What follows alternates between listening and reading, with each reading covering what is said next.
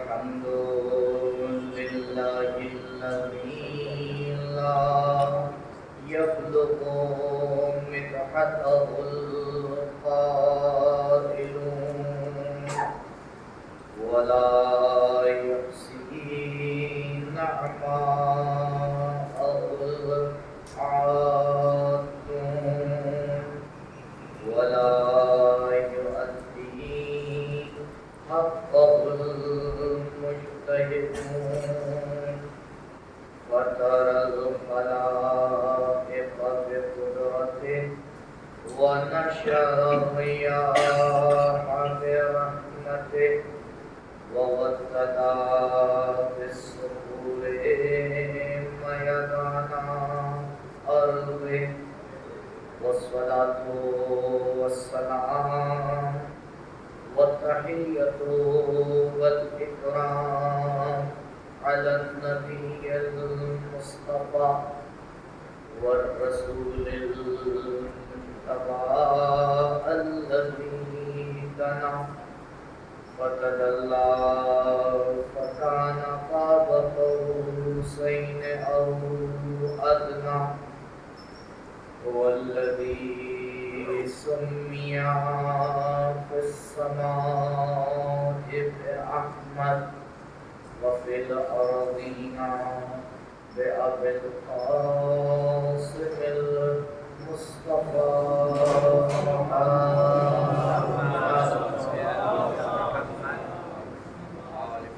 وعلى أهل بيته الأطيبين الأطهرين المعصومين المظلومين الذين أذهب الله عنهم الرجس وطهرهم تطهيرا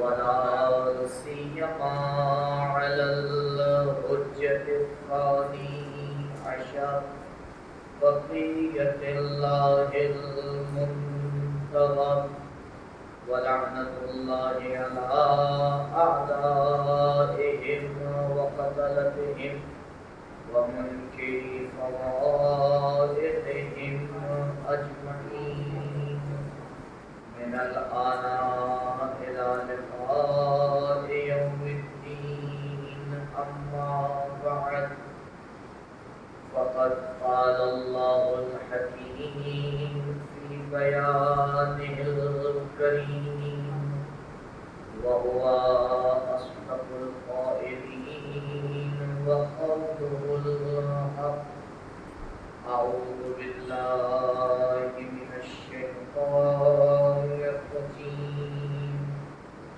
وما خلقت الجن والإنس إلا ليعبدون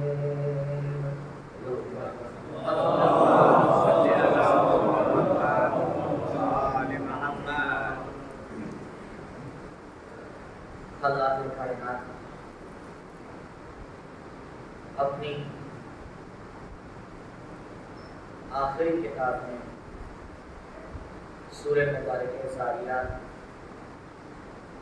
آیت نمبر 56 میں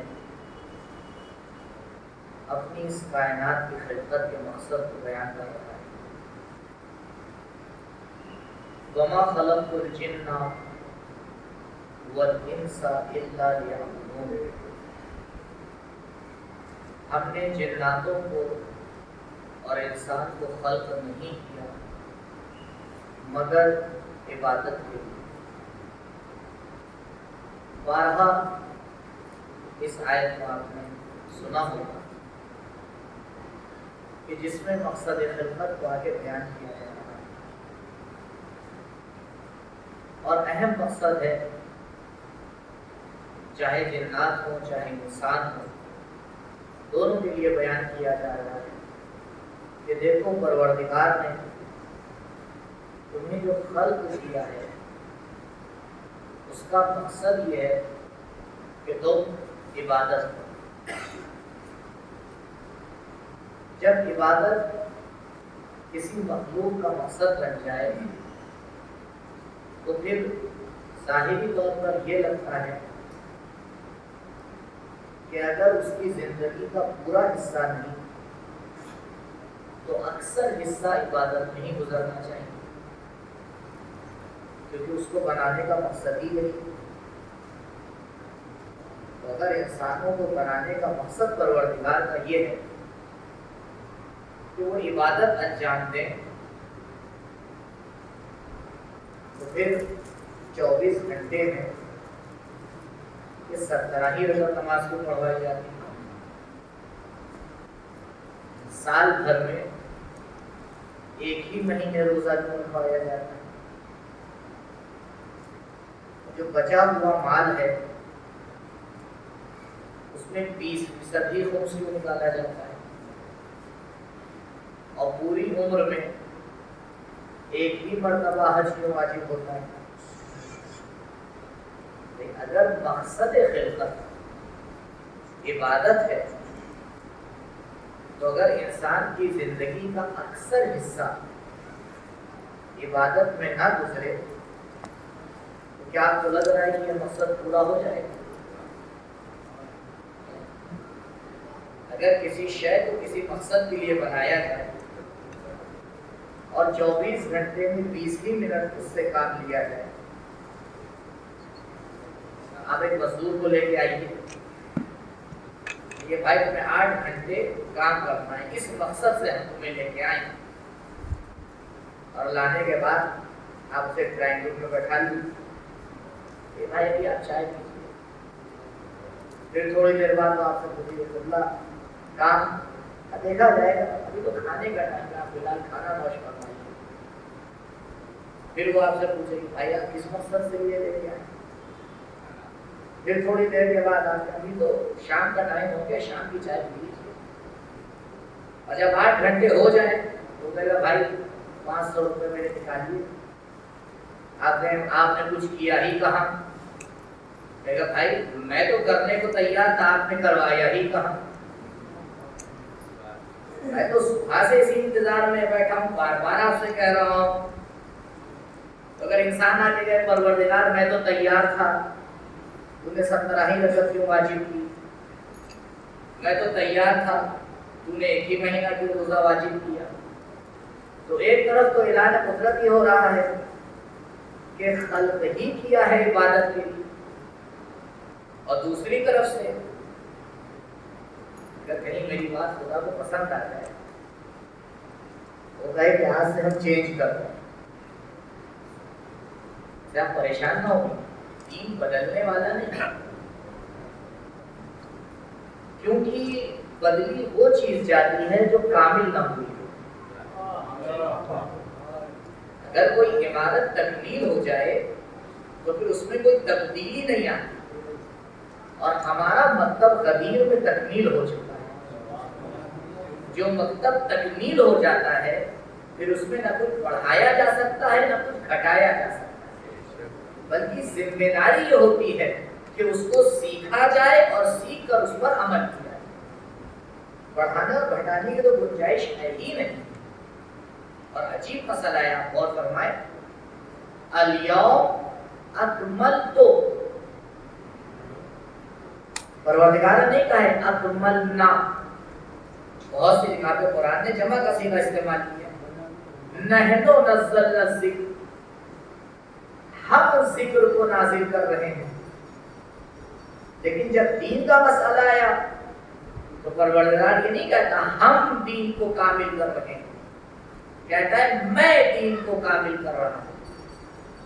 بہت فرق ہے میں کے کامل کرنے میں اور ہم کے کامل کرنے میں۔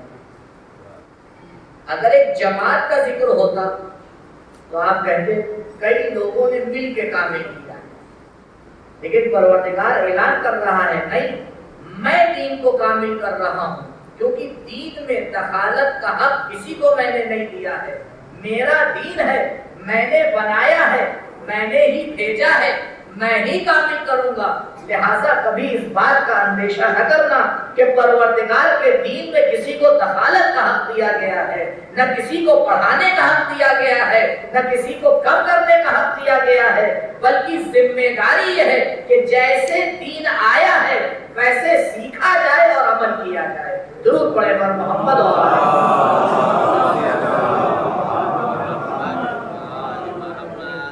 پروردگار ہمارے علماء کا سایہ ہمارے سر پہ باقی رکھے۔ مجتہدین، کبھی کبھی انسان کے ذہن میں آتا ہے کہ بھئی فلاں سے فتویٰ لے لیجیے، تو جب آپ اپنا سوال لکھ کے بھیجتے ہیں اور وہاں سے جواب آتا ہے تو وہاں سے دین بنا کے بھیجا جاتا ہے یا وہاں سے دین بتایا جاتا ہے؟ مجتہد کا کام دین بنانا نہیں ہے، دین بتانا ہے۔ اب اگر کوئی دین بتانے والے کا مخالف ہو جائے تو اس کا مطلب یہ ہے کہ وہ دین کا مخالف ہو رہا ہے۔ اگر کوئی دین بنانے والے کی مخالفت کرے تو ہم بھی اس کا ساتھ دیں گے، کیونکہ دین تکمیل ہو چکا ہے، اب بن نہیں سکتا۔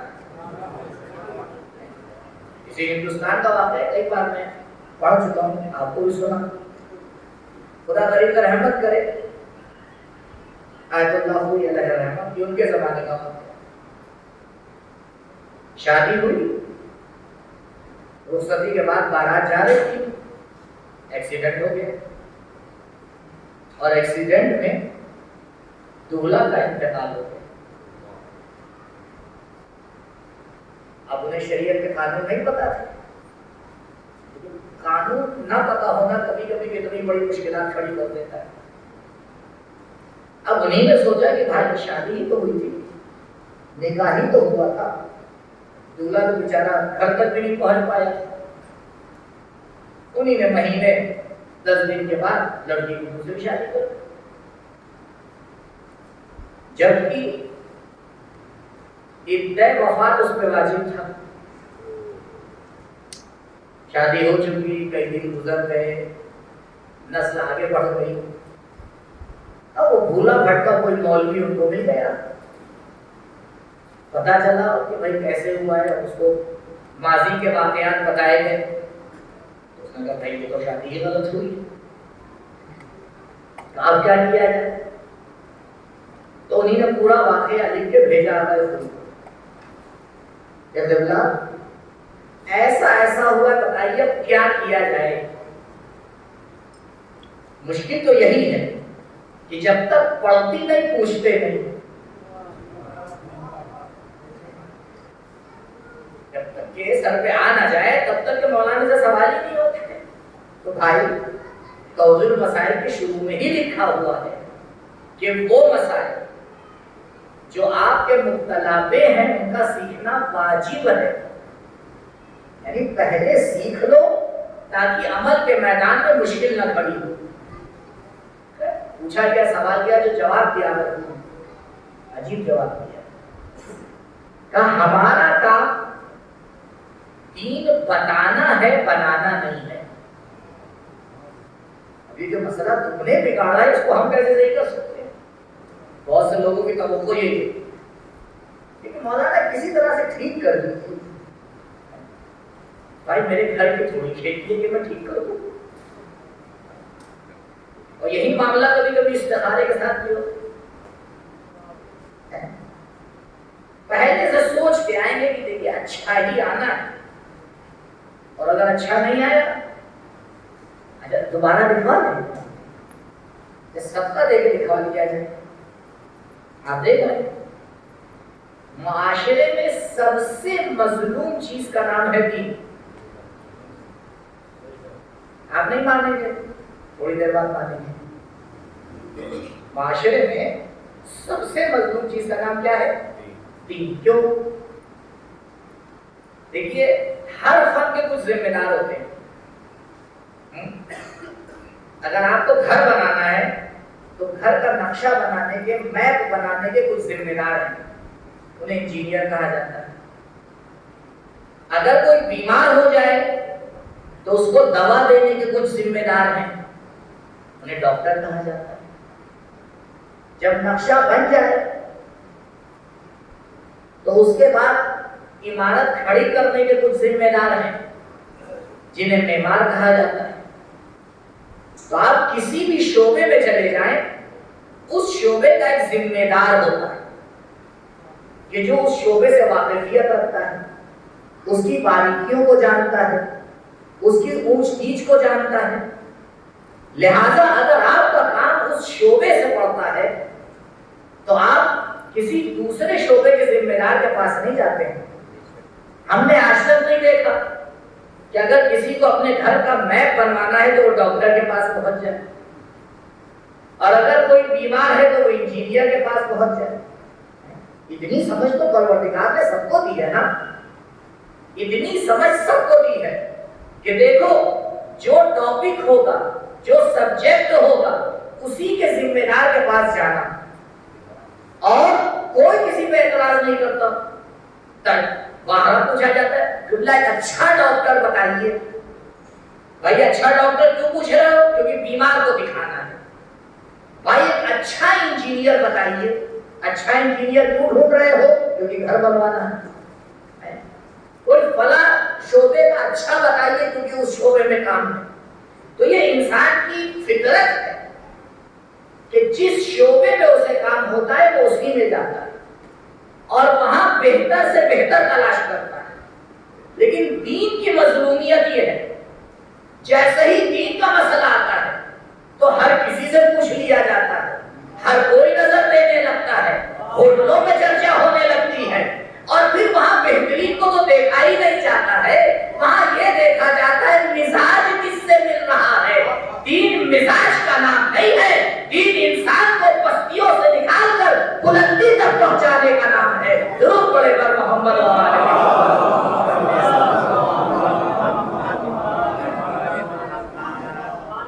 بھائی یہاں یہ دوہرا برتاؤ کیوں ہو رہا ہے؟ جب آپ ہر شعبے میں اس کے ذمہ دار کے پاس جاتے ہیں تو اس شعبے میں اس کے ذمہ دار ہی کے پاس جانا پڑے گا، اسی سے جا کے پوچھنا پڑے گا کہ جس نے اپنی عمر کا ایک حصہ اس مسئلے کو سمجھنے میں آگے لگا دیا،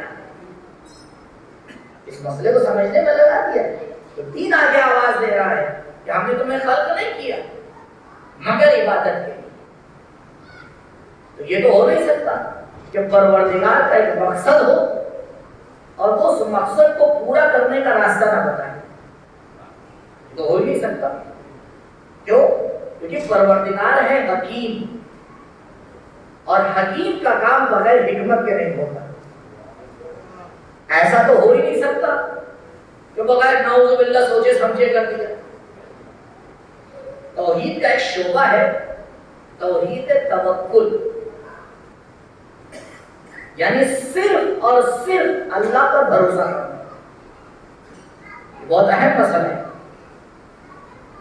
مولا فرماتے ہیں نہج البلاغہ میں، ظاہراً حکمت نمبر 435 ہے یا 450 ہے، جب مولا سے پوچھا گیا کہ یا علی عدالت کسے کہتے ہیں؟ عدالت کسے کہتے ہیں؟ جس کا ہر کام عادلانہ ہو اس سے پوچھا گیا. جورداغ نے یہی تو کہا کہ پتہ ہے علی کی شہادت کیوں ہوئی؟ لشدت عدلہ، کیونکہ علی نے عدالت سے ہٹ کے کام ہی نہیں کی. اب ایسے انسان سے پوچھا جا رہا ہے عدالت کسے کہتے ہیں؟ اب اور فرمائیے مولا نے جو جواب دیا، فرمایا ان لا تتہما، کہ عدالت کا مطلب یہ ہے کہ پروردگار پر اعتراض نہ کرو. عدالت کا مطلب کیا ہے؟ پروردگار پر اعتراض نہ کرو. اعتراض وہاں ہوتا ہے جہاں کسی چیز کو اپنی جگہ پہ رکھا نہ جائے. ابھی آپ اس ممبر کو اٹھا کے وہاں کونے میں رکھ دیں تو آدمی اعتراض کرے گا کہ بھائی لوگ ادھر بیٹھتے ہیں، ممبر کو یہاں پر رکھیے، مائک کو یہاں پہ لگائیے. اگر شے اپنی جگہ پہ رکھی جائے تو کسی کو اعتراض کرنے کا حق نہیں ہے، لیکن اگر اس کی جگہ بدل دی جائے تو سب کو اعتراض کرنے کا حق ہے. مولا فرما رہے ہیں یہ جو تم زندگی میں اعتراض کرتے ہو، یہ تمہاری توحید کے ضائع ہونے کا نتیجہ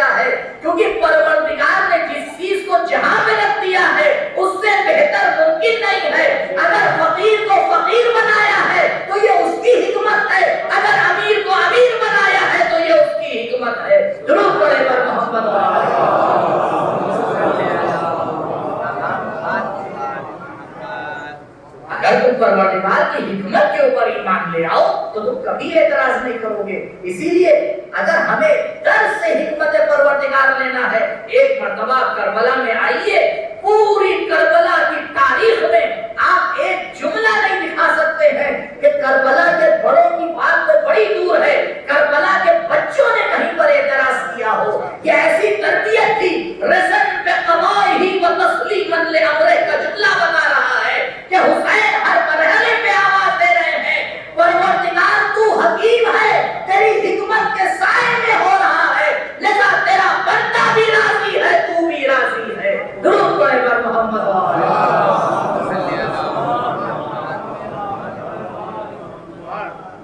انسان اگر اس بات کی حقیقت کو سمجھ جائے کہ پروردگار حکیم ہے. آپ دیکھیں کبھی موسم سے اعتراض، کبھی زندگی پہ اعتراض، تو کبھی کچھ اعتراض. تو جو انسان زندگی پر اعتراض نہیں گزارے گا وہ تب اپنے آپ کو سنبھالے گا.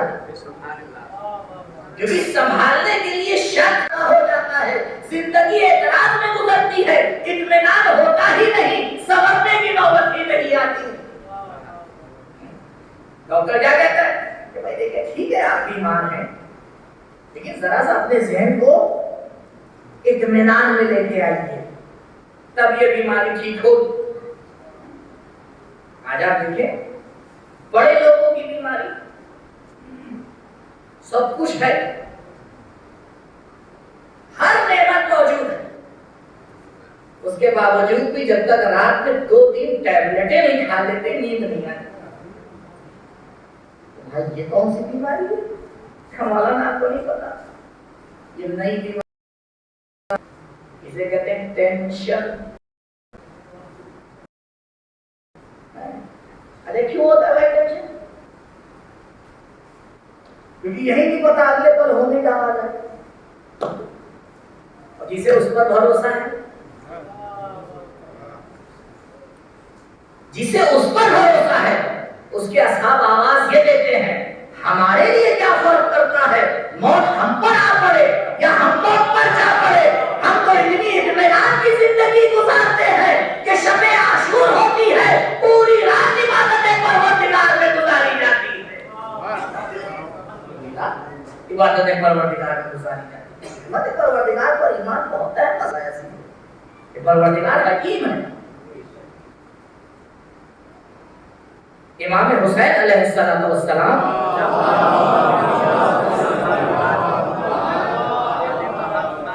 دعائے رفع بھی تقریباً 1.25 مہینے 1.5 مہینے پہلے آپ نے پڑھی. اس میں مولا کا ایک جملہ ہے کہ پروردگار تیرا لاکھ لاکھ شکر کہ تو نے ہمیں بہترین زمانے میں خلق کیا، بہترین زمانے میں خلق. اور بھی مولا اس کی وجہ بھی بتا کہ کیوں وہ فرما رہے ہیں کہ بہترین زمانے میں خلق کیا. کہتے ہیں اس لیے کہ تو نے ہمیں آخری نبی کے زمانے میں خلق کیا، جو اشرف انبیاء ہوگا اس کا زمانہ بھی اشرف ہوگا. بھائی دیکھیے جو شروع کے انبیاء کے زمانے میں آیا اس میں بعد والے کو نہیں دیکھا، لیکن جو بعد کے زمانے میں آیا ہے اس کا ایمان شروع والے پر بھی ہے. تو بھائی مسلمان فقط آخری نبی کو تھوڑی مانتے ہیں، بلکہ مسلمان حضرت عیسیٰ کو مسیحیوں سے بہتر مانتا ہے، حضرت موسیٰ کو یہودیوں سے بہتر مانتا ہے. کیوں؟ اسی لیے تو جب مولا کائنات نے آگے توریت و انجیل کی تلاوت کی تھی تو آگے اعلان کر دیا تھا علی ان سے بہتر پڑھ کے بتائیں گے کہ ہم تم سے بہتر تمہارے انبیاء کو مانتے ہیں. تمہیں حقیقت عیسیٰ کیا پتا، تم تو انہیں اللہ کا بیٹا بنا دیتے ہو، ہم اسے عبداللہ مانتے ہیں. درود پڑھے کر محمد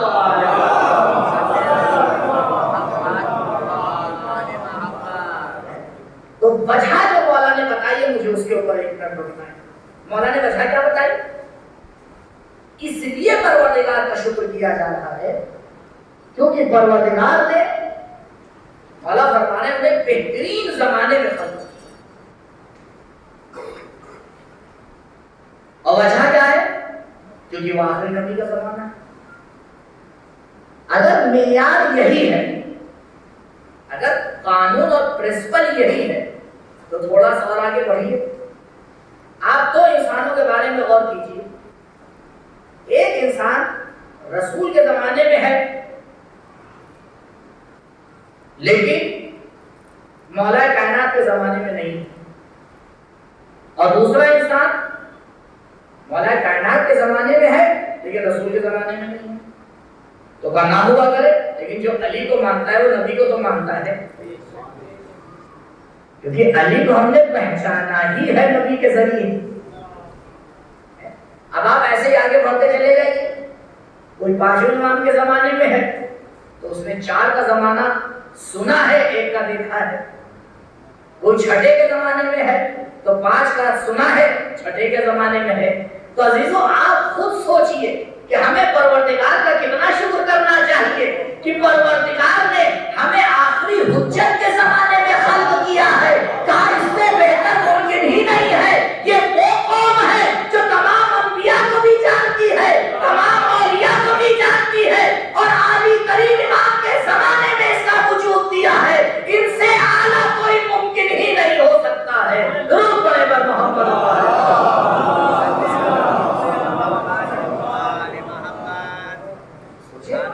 پروردگار نے کتنا بڑا رحم و کرم کیا، اور ہم میں اور آپ میں سے کون ایسا ہے جس نے اس دنیا میں آنے سے پہلے ایگریمنٹ کیا؟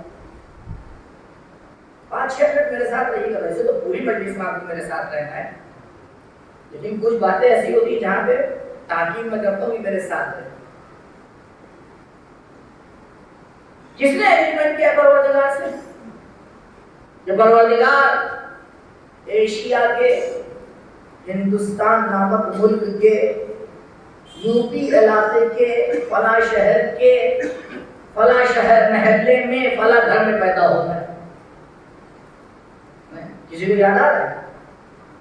کوئی ایسا نہیں؟ میں تو بارہا کہتا ہوں کہ کچھ علاقے تو ایسے ہیں ہندوستان میں کہ اگر بچہ ایک دیوار ادھر پیدا ہو جائے تو جو بھی نکلی وہ گھنٹہ بجا دو۔ ایک دیوار کا اگر فاصلہ ہو جائے اس گھر کے بجائے اس گھر میں پیدا ہو جائے، کتنا فرق ہو جائے گا؟ تو وہ پروردگار جو بغیر مانگے اتنی بڑی نعمت دے دے، تو اگر انسان صحیح سے اس کی بارگاہ میں مانگ لے،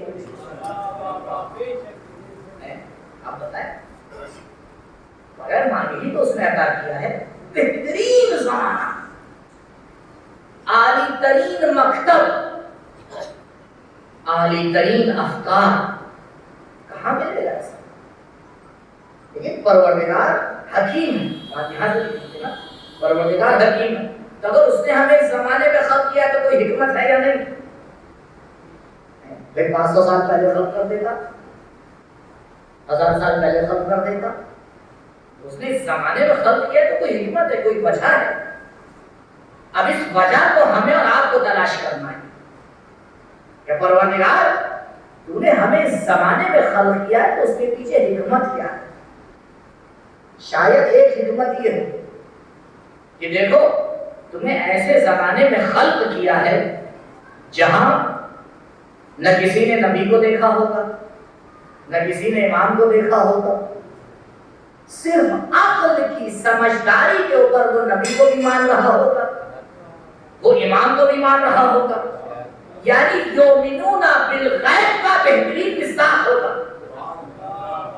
قرآن نے کیا کہا مومن کے لیے؟ اس کی ایک صفت یہ کہ وہ غیب کے اوپر ایمان رکھتا ہے، اور غیب اس چیز کو کہا جاتا ہے جو حواس سے غائب ہوتی ہے، عقل اسے آگے تائید کرتی ہے۔ کہاں پروردگار حواس میں نہیں آتا ہے لیکن عقل اس کی تائید کرتی ہے۔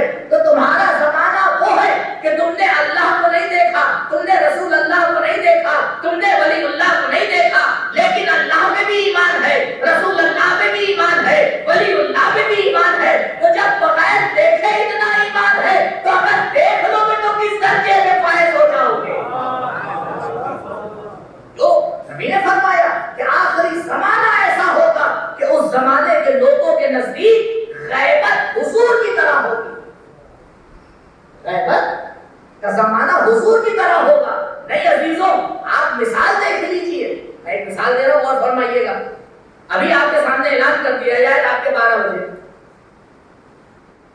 کہ میرٹھ میں آیت اللہ سستانی آ رہے ہیں، بتائیے آپ گھر پہ نظر آئیں گے یا بجے امام باڑے میں؟ سکون سے کھڑے نظر آئیں گے، دھکا مکی ہو رہی ہے۔ کس لیے بھائی؟ یہ جذبات کس لیے؟ آیا نہیں جانتے، وقت کے مجتہد ہیں۔ اچھا بھائی ایک بات دیکھ لو تو کیا ہو جائے گا؟ ارے کیسی بات کر رہے ہیں، ہوتا یا نہیں ہوتا؟ ایسا ہی ہے یا نہیں؟ تو یہ بتائیے جب کرن کا اتنا اثر ہے، جب ہر محاورہ ایک کرن کو دیکھنے کے لیے اتنے بیکار ہوتے ہیں، تو اگر سورج کو دیکھنا ہوگا، یہ ہمارا زمانہ ہے، شکر کریے پروردگار کا۔ تاریخ نے ایسا زمانہ بھی دیکھا ہے کہ مدینے کی گلیاں ہیں، سورج نکل رہا ہے، سورج گھر میں جا رہا ہے، لوگ سلام کرنے کو تیار نہیں ہے۔ ہزاروں سلام ہو میرا ان جوانوں کے اوپر جو سورج کو بغیر دیکھے ایمان لے کے آ جاتے ہیں۔ یہ افضلین مرتب ہے جو غیبت پہ ایمان رکھتے ہیں، حضور کی طرح رکھتے ہیں۔ درود پڑھیں بر محمد۔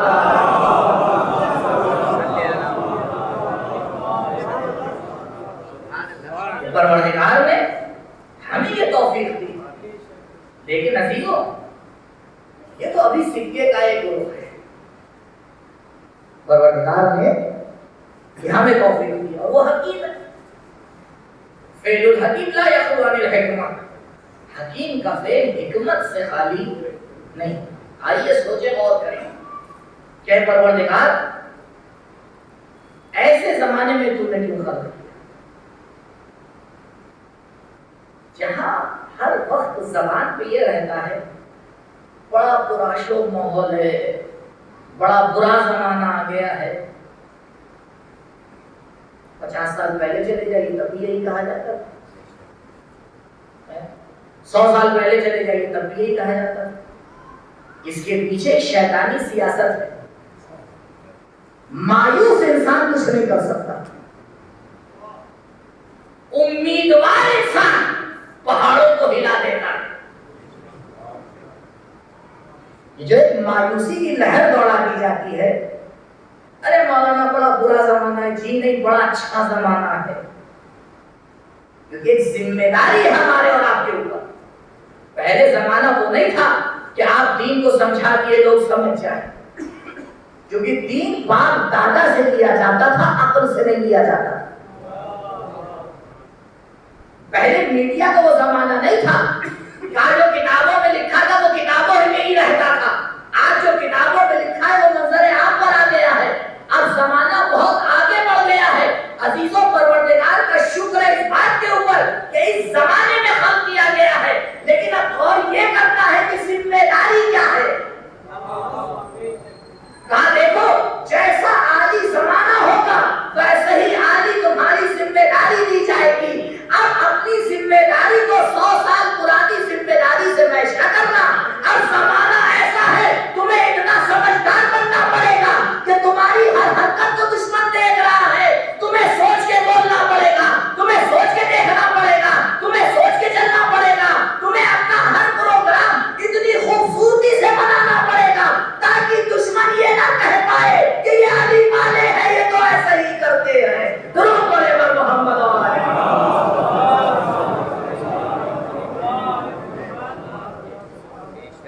ذمہ داری بہت بڑھ گئی ہے۔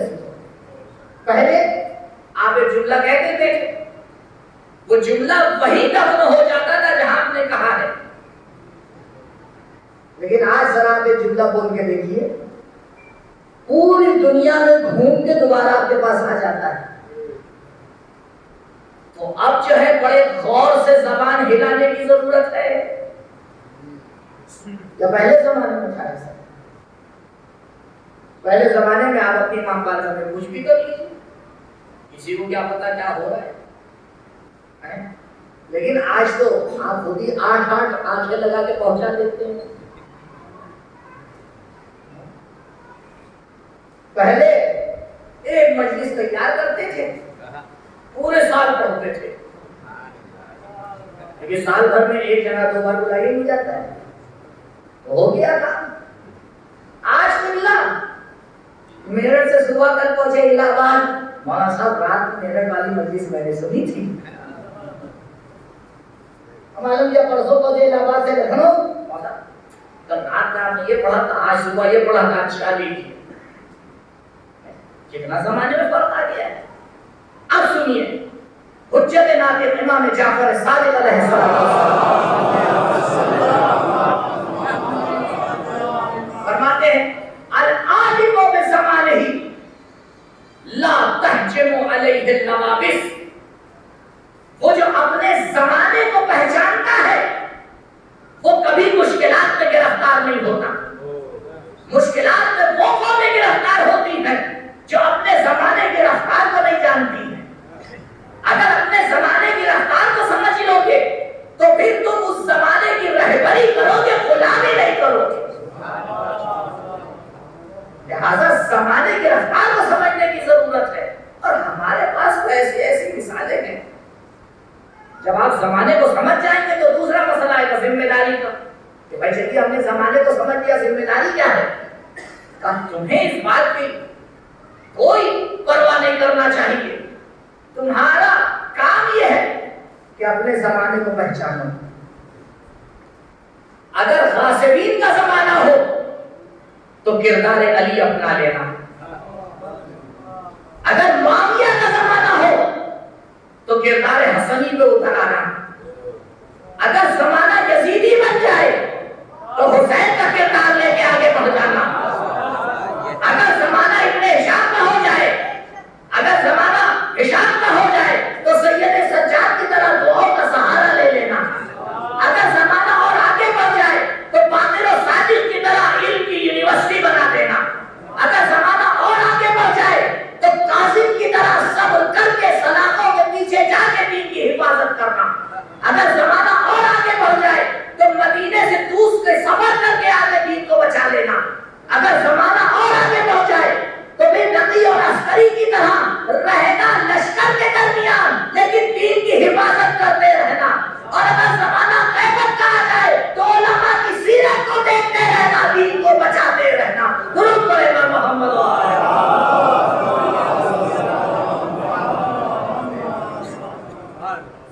یہ تمہاری ذمہ داری کہ تم زمانے کو پہچانو۔ پروردگار حکیم ہے، اس کا کوئی فعل حکمت کے خلاف نہیں ہو سکتا، لیکن ہر زمانے میں اس نے ہر انسان سے عبادت کو مانگا، تو عبادت کے لیے خلق کیے گئے۔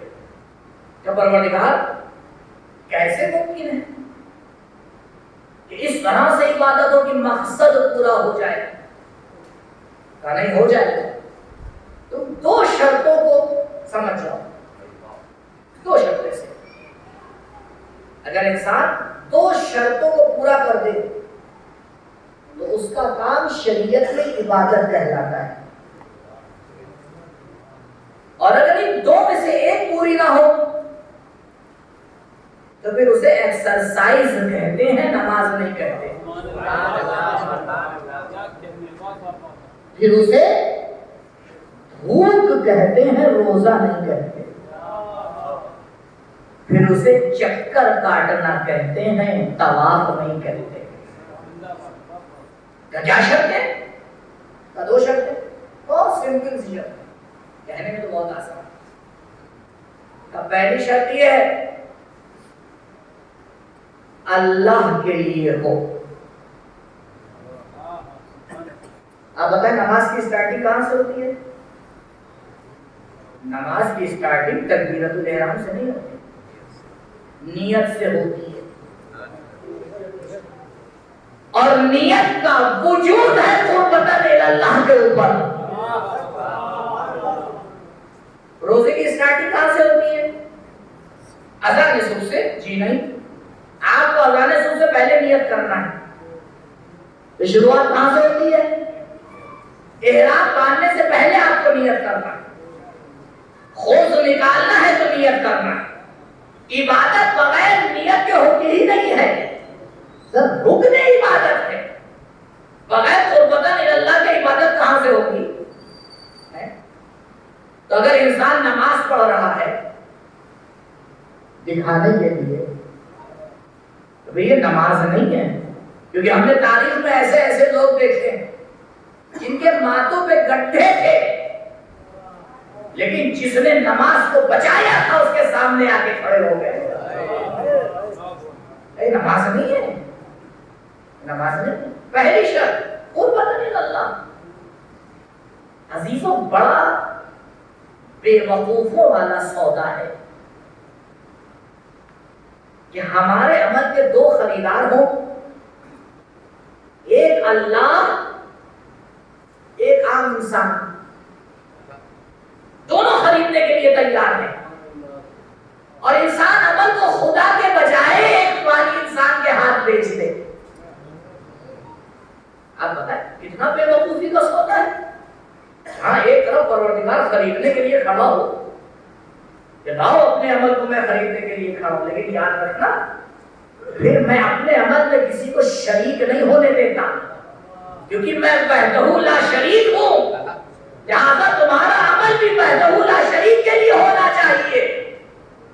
جو بھی عمل کرنا صرف اور صرف پروردگار کے لیے، کسی کی خوشنودی شامل نہ ہو. کیوں؟ امام زین العابدین علیہ السلام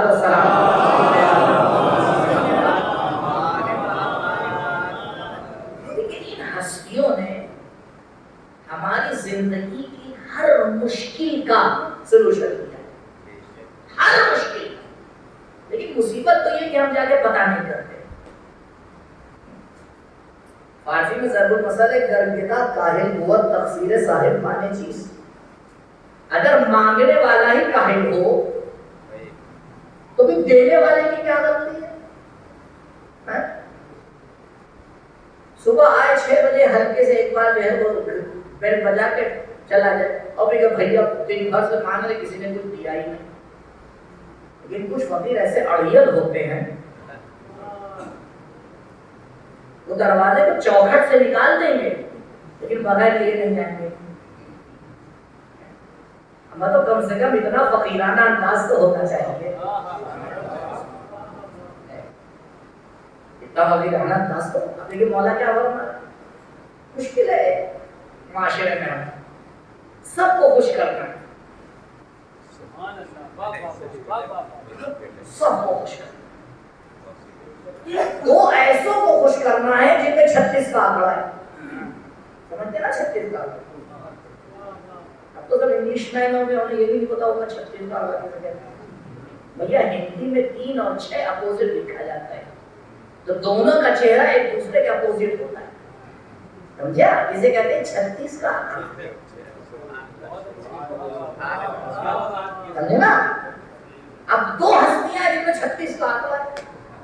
اب ہمیں 3 کو بھی خوش کرنا ہے 6 کو بھی کرنا ہے، تو یہ کیسے ہو سکتا ہے بھائی؟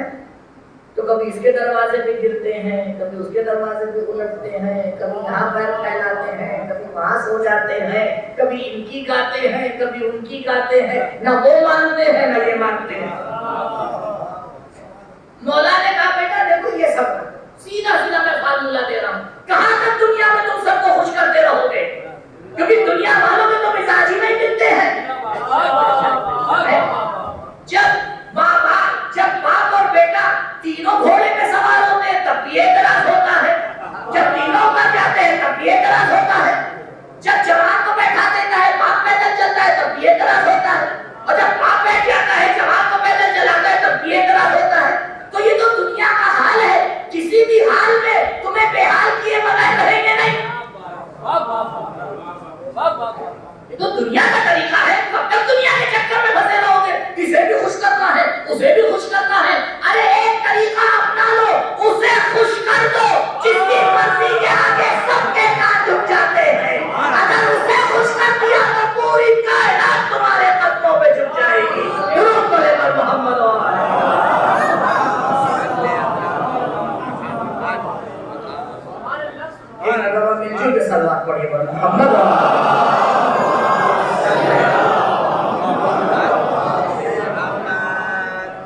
تو پہلی شرط قربتاً الی اللہ، اس کی خوشنودی کے لیے کام کیا جائے کہ جو خالق کائنات ہے، کیا یہ پہلی شرط؟ اور یہ بہت ہی سخت شرط، بہت سخت شرط کہ انسان ہر چیز کی محبت کو نکال کر فقط اس کی محبت رکھے۔ کا دوسری شرط عبادت کی شرط میں بتا رہا ہوں، لیکن کچھ لوگ بعد میں ٹرین میں چڑھے ہیں، چلتی ہوئی تو تھوڑی دیر تو ہلتے ہی رہیں گے، مشکل تو یہ ہے نا، ٹرین تو چلی نہیں ہے، بعد میں کود کے چڑھیں گے تو تھوڑی دیر آپ کو بیلنس بنانے میں لگے گا، تو میں آپ کی مدد کیے دے رہا ہوں، بیلنس بنا دیتا ہوں۔ یہ قبلہ عزاداری عبادت کا نام ہے، رسم نبھانے کا نام نہیں ہے۔ اسی لیے جماعت کو وقت سے جوائن کیا جاتا ہے، اور جو سوال صف اول کا ہوتا ہے وہ کسی کا نہیں ہوتا۔ عزاداری بالکل ایسے موسم ہی کہیں اور چلا جاؤں گا، وقت ختم ہو جائے۔ پہلی شرط عبادت کی پہلی شرط قربت الی اللہ، دوسری شرط، بس یہی دو شرطیں ہیں۔ دوسری شرط عبادت ویسے کرنا جیسے ہم کریں۔ نبی نے کیا فرمایا؟ صلو کما رأیتمونی اصلی، جس طرح میں نماز پڑھ رہا ہوں اس طرح نماز پڑھنا، کیونکہ نماز پروردگار نے بتائی ہے، ایک اہم شرط ہے عبادت کے اندر۔ عبادت ذوق آزمائی کا نام نہیں ہے۔ اللہ آپ کے گھر، آپ کا گھر تھوڑی ہے کہ آج دن چاہا ہرا پینٹ کروا دیا اور کل دن چاہا جو ہے وہ دوسرے طرح کا پینٹ کروا دیا، جی نہیں۔ عبادت ہے، پروردگار میں کوئی دخل نہیں دے سکتا۔ اب آج کل موسم کیسا ہے، میں تو بھی دوپہر میں پہنچا ہوں، ایک دن میں تو اندازہ نہیں لگا سکتا۔ فرض کیجیے صبح کا موسم ہے بڑا خوشگوار، اور غلطی سے میرا جوان اٹھ گیا، انشاءاللہ کہ سب کو اٹھنے کی توفیق مل جائے۔ اللہ میں نے دعا کی ہے، اس میں بھی آپ کو شک ہے کیا؟ ہم کم سے کم الہی آمین کہہ دیے، شاید اٹھ جائیے۔ دیکھ رہے ہیں ابتدائی چیزوں میں بھی لوگ کو آمین کہنے میں شک ہو رہا ہے، کہیں آمین کہہ دیا فرشتے نے اٹھا دیا تو کیا کریں گے؟ گولڈن نماز نہیں سنی نا آپ نے؟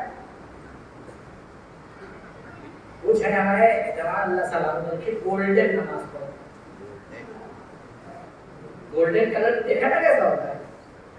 بالکل آسمان میں بھی ایک وقت گولڈن کلر شروع ہوتا ہے، اس ٹائم کی نماز کو کہتے ہیں کون سی نماز؟ گولڈن۔ اب موسم خوشگوار تھا، اٹھے صبح چلیے آج مسجد چلتے ہیں، اور آپ مسجد یہ سوچ کے پہنچے کہ آج تو انشاءاللہ مولانا صاحب سورہ بقرہ پڑھیں گے۔ 2.5 پارے کا سورہ ہے، کیوں؟ کیونکہ موڈ ہے آج، اور اتفاق یہ ہوا کہ آپ نے جماعت جوائن کی، امام جماعت نے املا پہنائی پہ آ کے رکوع دے دیا۔ بتائیے موڈ خراب ہو گیا یا نہیں؟ بتائیے ہو گیا یا نہیں ہوگا؟ یہی تو شرک ہے، اما اسی کو تو شرک کہتے ہیں۔ بھائی آپ سورہ بقرہ پڑھیے یا املا پہنا پڑھیے، پروردگار کے لیے کوئی فرق نہیں کرتا ہے، فرق تو یہ کرتا ہے اس کے لیے عبادت کرنا، اپنے مزاج کی تماشائی کے لیے عبادت نہ کرنا۔ درود پڑھیں محمد و آلہ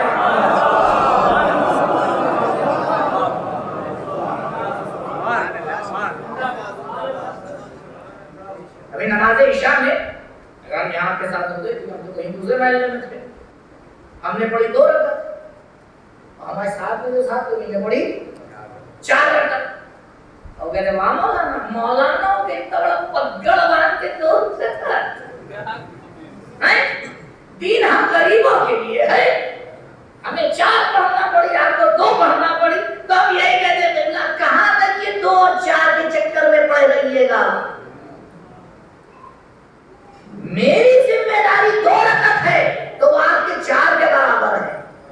اور اگر آپ کی ذمہ داری 4 ہے اور آپ نے صحیح سے نہیں پڑھی تو وہ کسی کام کی نہیں ہے. کیونکہ عبادت میں شرط ہے ویسے کرنا جیسے خدا کہہ رہا ہے, ویسے نہ کرنا جیسے تمہارا دل چاہ رہا ہے.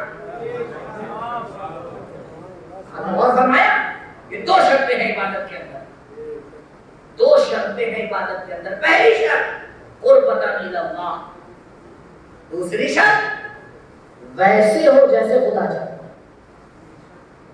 تو اگر یہ دونوں شرطیں باقی ہیں تو پھر ہم کس بات کا؟ پھر میرا کھانا کھانا عبادت,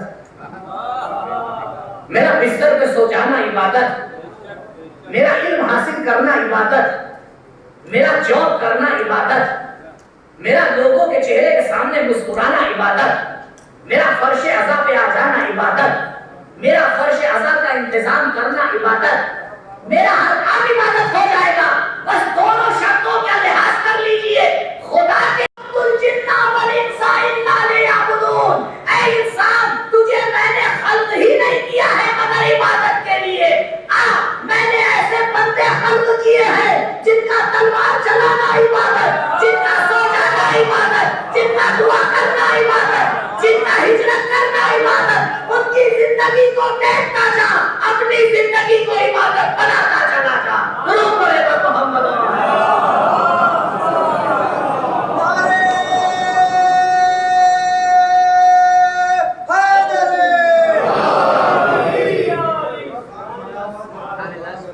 ان کی زندگی کو دیکھتا چلا.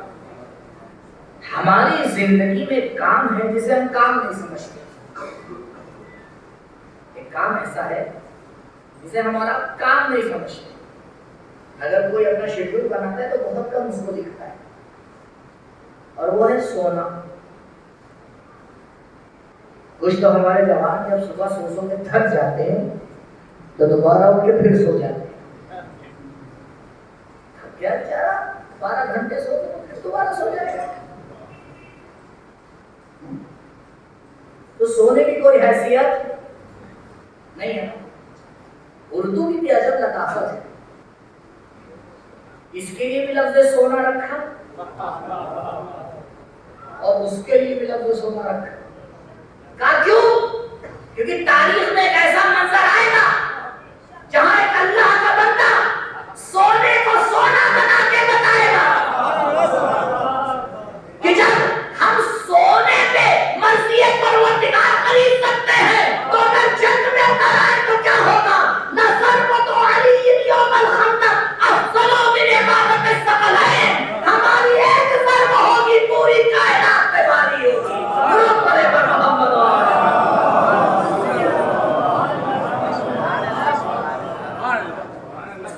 کیا تھا اس ضرب کے اندر؟ وزن بہت زیادہ تھا, تلوار بڑی اچھی تھی. تاریخ کا ایک واقعہ ہے,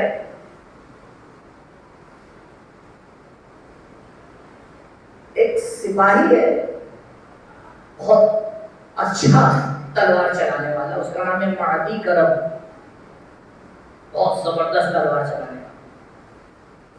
تو زمانے کے جو خلیفہ تھے ان تک بات پہنچی, انہیں نے خط لکھا تو بھیا ذرا اپنی تلوار بھیجو, ہم بھی تو دیکھیں کیا ہے. بڑی تعریفیں سنی تو تلوار بھیج. تلوار آئی خلیفہ کے پاس, خلیفہ نے پاس میں کھڑے ہوئے سپاہی کو دی, ذرا اسے پتھر پہ مار کے دیکھو کیا ہے. اب اس نے اپنی پوری طاقت سے تلوار کو پتھر پہ مارا, 10 چمچ نہیں واپس. اور دوبارہ پھر کچھ نہیں ہوا, دوبارہ پھر کچھ نہیں ہوا. غصہ آ گیا خلیفہ.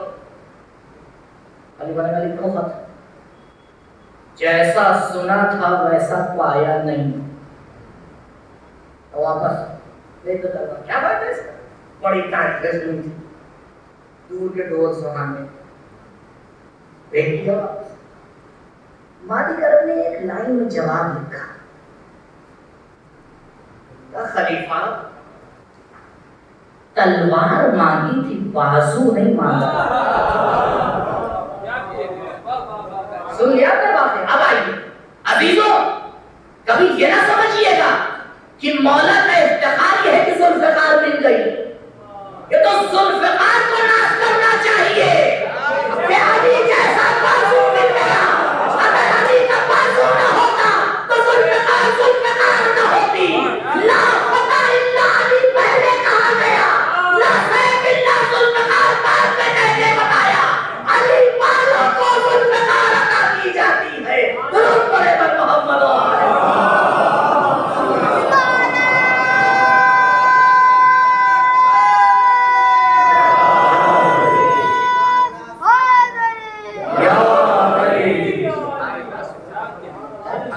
تو تلوار کا نہیں کمال تھا، تو پھر ایک ضرب کیسے افضل ہو گئی؟ ضرب کو نہ دیکھو، اخلاص علی کو دیکھو۔ نہ علی جیسا اخلاص لا پاؤ گے، نہ علی جیسی ضرب لا پاؤ گے۔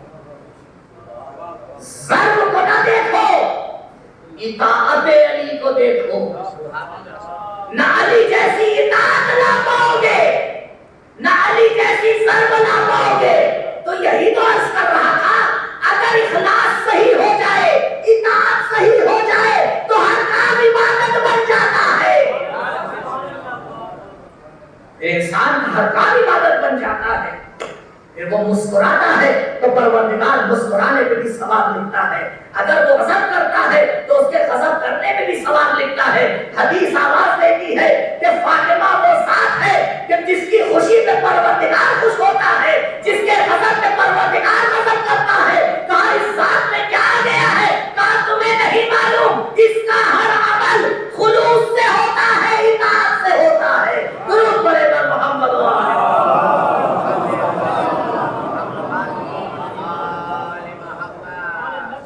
جو انسان اس طرح سے اپنی زندگی گزارتا ہے، شریعت میں اسے کہتے ہیں عابد۔ شریعت میں اسے کہتے ہیں عابد۔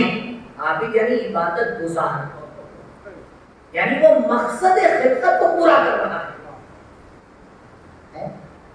اور اگر عبادت گزاروں کی جماعت ہو جائے تو پھر عابد نہیں کہتے، پھر کہتے عابدین۔ ایک نہیں ہے، پوری کائنات ہے۔ اسے سن 60 ہجری سے سن 95 ہجری میں محدود نہ کرنا۔ اور اگر کوئی ان عابدین کے لیے زینت بن جائے تو پھر اسے زین العابدین کہتے ہیں۔ اگر دنیا چاہتی ہے کہ دیکھے کہ مقصد خلقت کو کیسے پورا کیا تو آئے سید سجاد کی زندگی میں نظر ڈالیں، مولا اسے بتائیں گے۔ عزیزوں، خوشی میں عبادت کرنا آسان ہے۔ آپ کے بیٹے کا انتقال ہو گیا، آپ کی ماں کا انتقال ہو گیا، مجھے آپ بتائیے وہ شخص اس وقت گریہ و زاری کرے گا یا نماز والے وقت پڑھے گا؟ کیا آپ کو ایسے نظر آئیں گے؟ اور مشکل کام ہے۔ خوشی میں عبادت ہو جاتی ہے، لیکن غم کی حالت میں بہت مشکل کام۔ لیکن یہ ذات تو ایسی ذات ہے کہ جس نے ایسی سختیوں میں عبادت کی کہ زنجیر ناز کر رہی ہے، ایسی مشکلات میں عبادت کی کہ پرندوں کے آنسو نکل آئے۔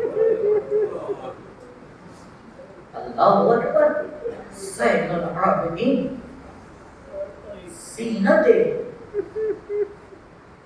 عبادت کرنے والوں کے آزادار آج اسی ذات کی شب شہادت ہے۔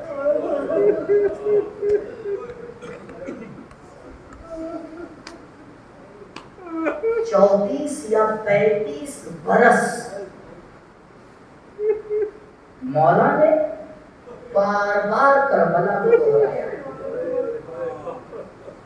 بار بار دہرایا، اور جب کسی نے سوال کیا کہ مولا سب سے زیادہ مصیبت کہاں پر؟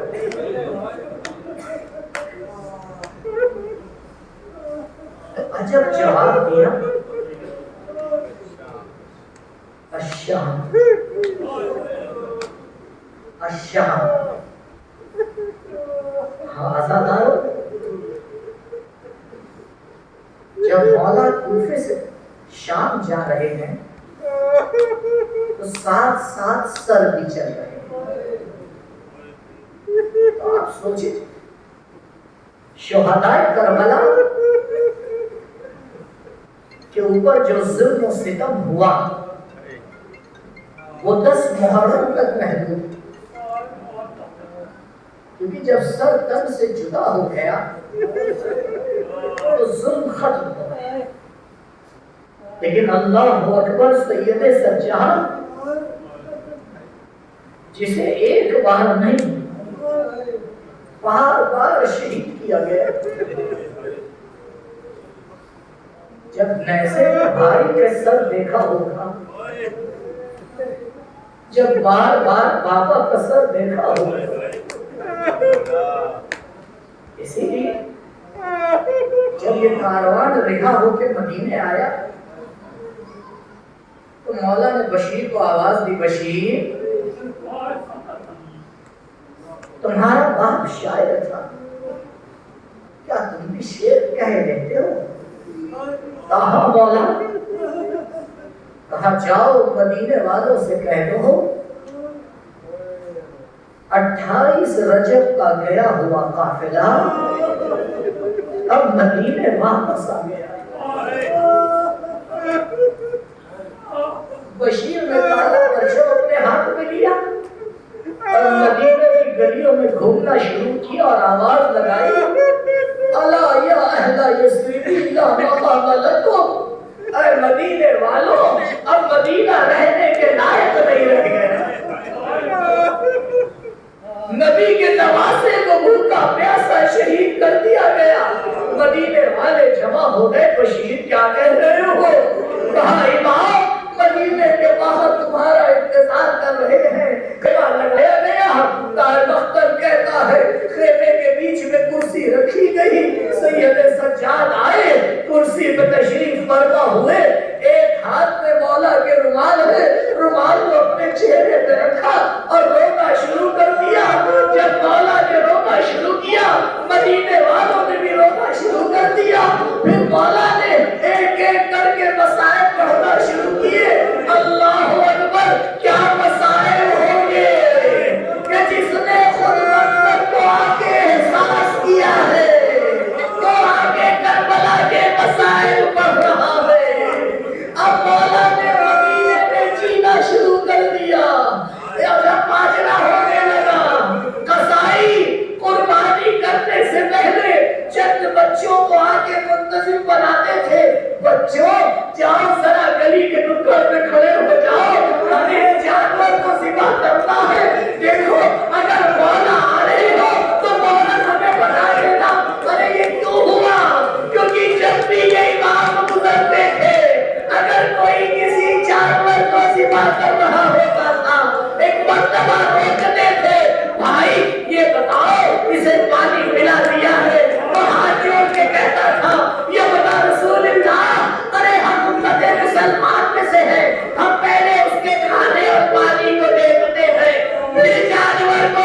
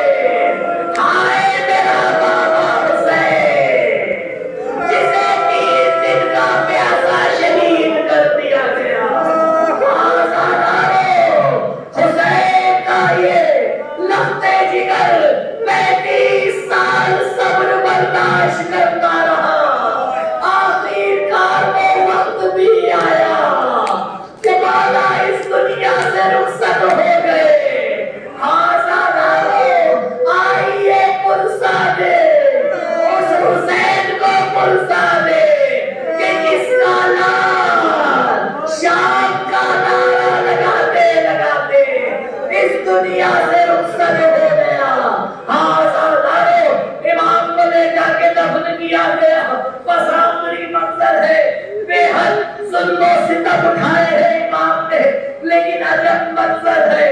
میں بس ہاتھ جوڑ کے کہوں گا سید الشہداء آپ نے بڑے ظلم اٹھائے ہیں، لیکن آپ کی شہادت کے بعد آپ کی قبر کو آ کر خراب کیا گیا، لیکن آج روزہ آباد ہے، سائر روزے پہ جاتے ہیں، ابھی زیارت اربعین کا وقت آ رہا ہے، پروردگار سب دے رہی ہے. اے میرے چاہنے والوں، زین العابدین کی مظلومیت کو دیکھو، آج بھی بقیع پر